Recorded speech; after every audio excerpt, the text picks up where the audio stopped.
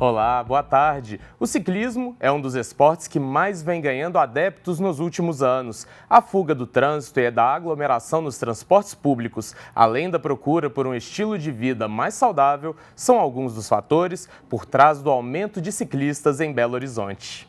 Pedalar para muitos é uma escolha de vida. O José, por exemplo, depois que conheceu o ciclismo, se encantou e de engenheiro passou a incluir as duas rodas na rotina. Em 2018, a gente conheceu o ciclismo de longa distância. Aí minha esposa veio junto, a gente se apaixonou com a modalidade. Quando a gente faz pedais de 200, 300, até 600 quilômetros. Mas um acidente em 2022 quase o tirou do esporte que tanto acolheu. Eu saí para treinar no sábado de manhã. Ao me deslocar sentido Confins, saindo de Belo Horizonte via Cristiano Machado, eu estava na extrema direita da faixa e veio um motorista embriagado, ultrapassando veículos e até que ela avançou a faixa do móvel que eu estava e me atropelou pelas costas. Com o acidente, o José teve a perna esquerda amputada e, após diversas tentativas de ter de volta a mobilidade, uma cirurgia de osso-integração foi realizada a fim de dar mais qualidade de vida ao ciclista. No atropelamento ele foi amputado. Então ele chegou amputado no hospital. Foi submetido a tratamento e ele iniciou a protetização. A protetização dele impedia ele de voltar a andar de bicicleta. Ele nos procurou e nós fizemos no dia de 26 de outubro a sua cirurgia, que é a osteointegração transcutânea para amputados.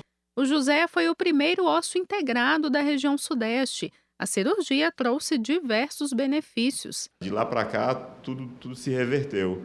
Eu tenho melhorado bastante a capacidade física, tenho conseguido treinar muito mais efetivo, aumentou, tudo ficou mais possível e aumentou até as possibilidades de esporte que eu posso exercer daqui para frente. Infelizmente, o caso do José não é isolado. Levantamento divulgado pelo Ministério da Saúde em 2023 apontou que Belo Horizonte é a quarta grande capital brasileira no ranking das que registraram maior número de mortes e acidentes com ciclistas. Na capital mineira, por exemplo, a taxa de mortes de ciclistas foi de 0,55 por 100 mil habitantes em 2021. Já as taxas de internações de ciclistas em BH é de aproximadamente 22,5 internados por ano entre 2011 e 2023. No último dia 13 de abril, o artista plástico e ciclista Fabrício Bruno da Cruz Almeida, de 38 anos, morreu após ser atropelado por um ônibus na rua Carijós, esquina com rua Guarani, no centro da capital.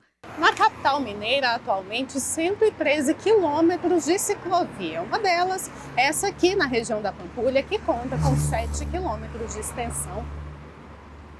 Após a reforma, em 2022, a largura da pista passou para 2,5 metros, que, segundo a PBH, é compatível com o fluxo de ciclistas.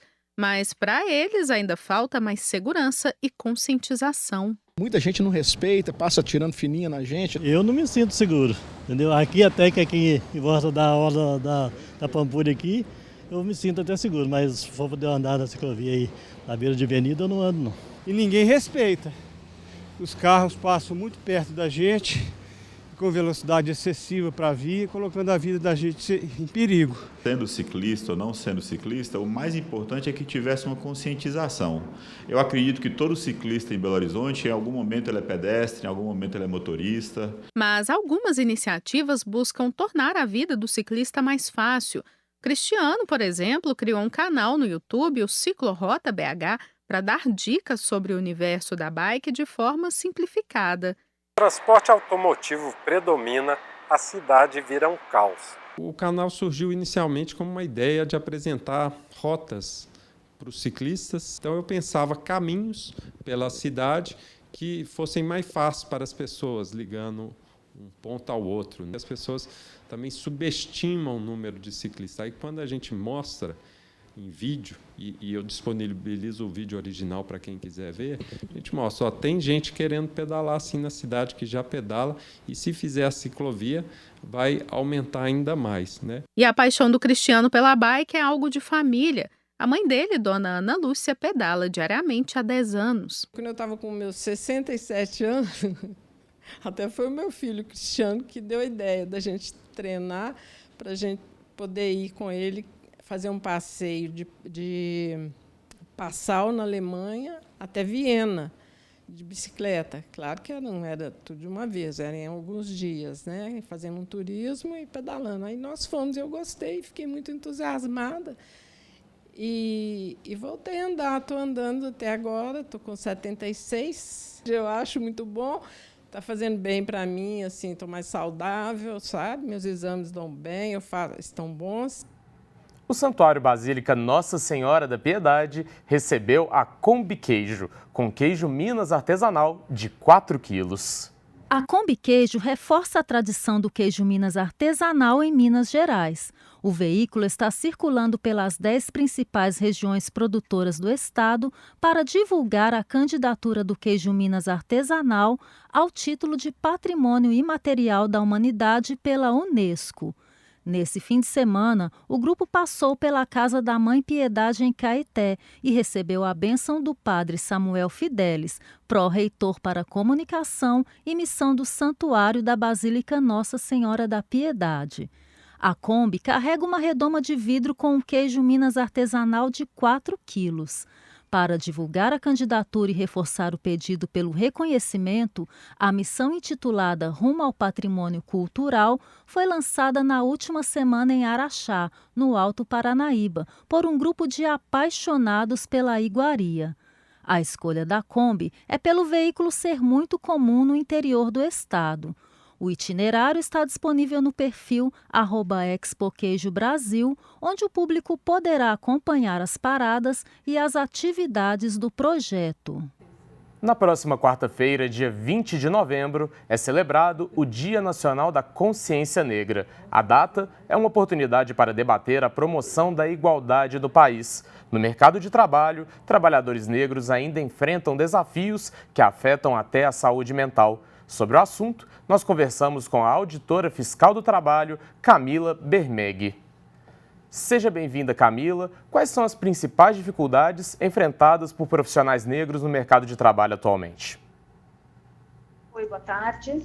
Meu nome é Camila, eu sou da Coordenação Nacional de Combate à Discriminação, ao Assédio, à Violência e Promoção de Igualdade de Oportunidades no Trabalho. Com relação aos profissionais negros, a gente tem alguns dados que apontam que os profissionais negros, e aí independente do sexo, né, mulheres ou homens, eles têm uma remuneração mais baixa em relação aos profissionais de mesma igualdade, né, mesma condição, nas mesmas profissões. Então, o salário dos profissionais negros e negras é mais baixo do que o dos profissionais brancos no mesmo cargo, né? Não na mesma empresa, porque existe uma questão a CLT proíbe isso, mas se você fizer um recorte entre empresas em nível nacional, vai chegar a essa conclusão. E como essas questões podem refletir na vida do trabalhador também no lado pessoal? Olha, em investigações que nós fizemos, investigações no sentido de procura de profissionais, né, informações, o que nós constatamos é que a discriminação e assédio que são fomentados em razão de discriminação racial, elas causam prejuízos à saúde mental do trabalhador e da trabalhadora, porque é uma forma de assédio, né? O assédio discriminatório. Então, alguém que se sinta humilhado ou que passe desapercebida a discriminação, mas ela enfrenta os efeitos da discriminação, isso invariavelmente afeta tanto a vida social dela, né, como a relação dessa pessoa com o mundo e a relação dessa pessoa consigo, né? Aí nós falamos de saúde mental, que é justamente a reação da pessoa, a interação da pessoa com o meio que ela vive e consigo mesma, né? E vai se refletir na produtividade, na relação interpessoal e familiar dessa pessoa. E como as empresas podem combater a discriminação e promover a inclusão?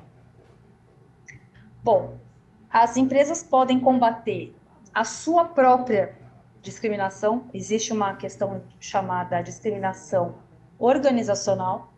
Então, a empresa tem que promover métodos e práticas gerenciais que combatam tanto as ações individuais de cada empregado em relação a outro empregado, como os processos que ela, por exemplo, adote para ter maior engajamento, maior produtividade. E esse é um olhar que as empresas devem ter cotidianamente. Né? Não é só, nós criamos um canal de denúncias, aqui nós combatemos, nós temos uma comissão formada para combater qualquer tipo de discriminação. Não basta. Ela deve olhar os seus processos, e isso vale desde contratação, a manutenção do vínculo, a dispensa do empregado, e identificar todas as ações, as microações e os processos, né, que possam revelar a existência de uma discriminação, que pode ser direta, né, ou até indireta, que são práticas corriqueiras, né, que já estão estruturadas na empresa e que fomentam a discriminação. Camila, nós sabemos dos desafios que ainda são inúmeros, mas a senhora enxerga avanços sobre essa temática? Eu enxergo, com certeza, porque, primeiro, nós, né, a sociedade já sabe que racismo, né, no caso, é crime. Então, isso já está claro. A preocupação das empresas em serem inclusivas, né? Elas entenderam e internalizaram que existe uma questão de discriminação e racismo estrutural no país, que as estruturas, né, a sociedade foi construída sobre isso, e elas internalizando esse entendimento e adotando práticas de inclusão é um avanço. Antes dessa entrevista, eu fui atrás dos dados dos relatórios de transparência salarial, e lá existe uma informação que a empresa dá, que é se há na empresa políticas de contratação a mulheres negras. E eu vi, por exemplo, que o estado de Minas Gerais é o 4º estado nacional em que há maior número de empresas que têm políticas de ações afirmativas para a contratação de mulheres negras. Isso já reflete uma melhoria. Se não é suficiente, já estamos, né, no início. Então, existem leis também que fomentam essa inclusão, como a política no serviço público, né, de cotas de contratação de pessoas negras. Mas então, assim, se não é obviamente o final que nós queremos, né, mas já sinaliza algum avanço nessa área. Excelente, Camila. Muito obrigado pela sua participação aqui no Horizonte Notícia. Uma boa tarde. Obrigada. A alça do viaduto Valdomiro Lobo, sentido São Bernardo, Guarani, e que dá acesso à Avenida Cristiano Machado, está liberada para o trânsito de veículos. De acordo com a Prefeitura de Belo Horizonte, a nova alça tem 253 metros de extensão e 2 faixas de tráfego. As obras incluem ainda a construção de canteiros e demais estruturas, com um investimento total de R$ 104 milhões. Ainda segundo a PBH, esta é a primeira etapa de um conjunto de intervenções que visa melhorar a mobilidade na região norte da capital. E dentro deste conjunto de obras, a Prefeitura da capital vai realizar a partir de amanhã intervenções no cruzamento das avenidas Cristiano Machado e Sebastião de Brito, no bairro Dona Clara. Faixas de pano e placas de sinalização vão orientar motoristas e pedestres na região, além de agentes da BH Trans, Guarda Municipal e Polícia Militar, que vão monitorar o trecho. Serão investidos cerca de R$ 90 milhões nas obras, que têm previsão de conclusão para o segundo semestre do ano que vem. Vamos ver agora como fica a previsão do tempo em algumas cidades mineiras. Em Belo Horizonte, nesta segunda-feira, o dia é de sol com muitas nuvens e pancadas de chuva à tarde. À noite para de chover. A temperatura mínima é de 17 graus e a máxima pode chegar a 30. A umidade relativa do ar varia entre 40% e 100%. Em Jaboticatubas, na região metropolitana, o dia é de sol com algumas nuvens e chuva passageira. À noite, o tempo fica firme. A mínima é de 16 graus e a máxima pode chegar a 30. A umidade relativa do ar fica entre 50% e 100%. Em Buenópolis, na região central, o dia se assemelha com o da capital. Sol e nuvens com pancadas de chuva. À noite, o céu abre. A temperatura mínima é de 16 graus e a máxima pode chegar a 30. A umidade relativa do ar fica entre 55% e 100%. Em coletiva de imprensa realizada nesta manhã, o vice-governador de Minas Gerais, Matheus Simões, informou que pediu para que a partida entre Cruzeiro e Palmeiras, em Belo Horizonte, no dia 4 de dezembro, seja realizada com torcida única. A solicitação tem relação com os últimos acontecimentos entre as torcidas organizadas de ambas as equipes. No dia 28 de outubro, um torcedor cruzeirense foi morto e outros 17 ficaram feridos após um ataque de integrantes de organizadas palmeirenses. A principal preocupação é de que exista algum desdobramento do ocorrido. O Circuito Liberdade promove ao longo desta semana, marcada pelo Dia Nacional da Consciência Negra no próximo dia 20 de novembro, uma série de atividades especiais que estimula a reflexão sobre as diversas formas que o preconceito racial pode assumir na sociedade. As ações envolvem a exibição de documentários, a realização de rodas de conversa, concertos e muito mais. A programação completa, que segue até a próxima sexta-feira, pode ser conferida no site circuitoliberdade.mg.gov.br. Belo Horizonte tem 1.286 vagas de emprego disponíveis pelo Cine. Os salários chegam a R$ 2.500. Confira agora algumas oportunidades para Belo Horizonte e região. Em Belo Horizonte, há 150 vagas de operador de telemarketing ativo e receptivo na região Centro-Sul. Os interessados precisam ter um ensino fundamental completo e comprovar experiência de no mínimo 6 meses. O salário é de R$ 1.412, mais benefícios.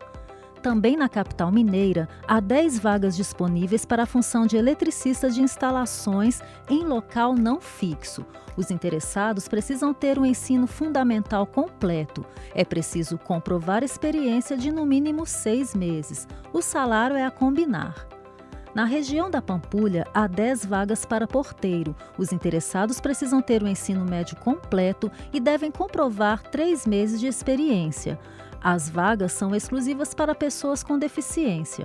O salário é de R$ 1.975,60. Em Contagem, na região metropolitana, há 15 vagas disponíveis para operador de empilhadeira. Os interessados devem ter o ensino médio completo e precisam comprovar experiência de 6 meses. O salário é de R$ 2.357, mais benefícios. No Barreiro, há 10 vagas para a função de servente de obra. Os interessados não precisam ter o ensino fundamental completo. Experiência não é exigida. O salário é de R$ 1.493,80, mais benefícios. O atendimento ao público é feito remotamente pelo aplicativo Cine Fácil e pelo site Emprega Brasil. O presidente dos Estados Unidos, Joe Biden, fez uma visita histórica à Amazônia no último fim de semana, véspera da cúpula do G20 no Rio de Janeiro. O presidente dos Estados Unidos, Joe Biden, esteve em Manaus neste domingo, na viagem que deve ser uma das últimas do seu mandato. O democrata fez história. Esta foi a primeira visita de um presidente americano em exercício à Amazônia. Biden anunciou um financiamento de $50 milhões, cerca de 290 milhões de reais para o Fundo Amazônia. A floresta amazônica foi construída ao longo de um período de 50 milhões de anos, 50 milhões. A história está literalmente nos observando agora. Então vamos preservar este lugar sagrado para o nosso tempo e para sempre, para o benefício de toda a humanidade. O democrata ainda afirmou que a revolução da energia limpa não pode ser revertida. É verdade, alguns podem tentar negar ou atrasar a revolução da energia limpa que está em andamento na América, mas ninguém pode revertê-la, ninguém. Especialistas temem que a segunda presidência de Trump, que vai ser iniciada em janeiro, pode desfazer o progresso na transição para energia verde feita sob o governo Biden, dando a grandes poluidores como China e Índia uma desculpa para reduzir seus próprios esforços. Biden garantiu que deixará para Trump, seu principal rival político, e para o país, uma base sólida sobre a qual construir se assim decidirem. O presidente Lula e o colega chileno Gabriel Boric se encontraram com prefeitos de mais de 100 cidades no último domingo, antes do início da reunião de cúpula do G20. O presidente brasileiro Luiz Inácio Lula da Silva e o chileno Gabriel Boric participaram na noite de domingo do Urban 20. O evento paralelo ao G20 reúne prefeitos de mais de 100 cidades dos países integrantes da cúpula. Os políticos discutem soluções urbanísticas e o futuro das cidades diante dos desafios das mudanças climáticas. Os 3 eixos prioritários escolhidos pela presidência brasileira do G20 dialogam diretamente com os desafios que milhares de prefeitos de todo o planeta enfrentam no cotidiano de suas cidades. É muito importante que os prefeitos presentes aqui relembrem aos líderes mundiais a quem devemos prestar contas. Eduardo Paes, prefeito do Rio de Janeiro, que cedia o G20 e os eventos paralelos, entregou ao presidente Lula um documento com demanda dos líderes das cidades. Os prefeitos pediram 800 bilhões de dólares em investimentos públicos anuais de governos e instituições de financiamento para a implementação e expansão de ações climáticas para cidades até 2030, com destaque para o atendimento à população em eventos extremos.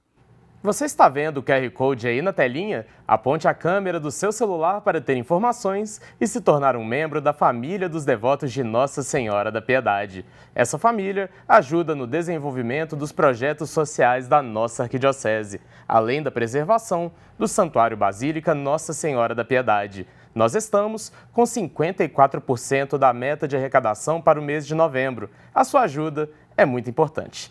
E nós nos encontramos amanhã, 12:30. Um abraço, fique com Deus e até lá.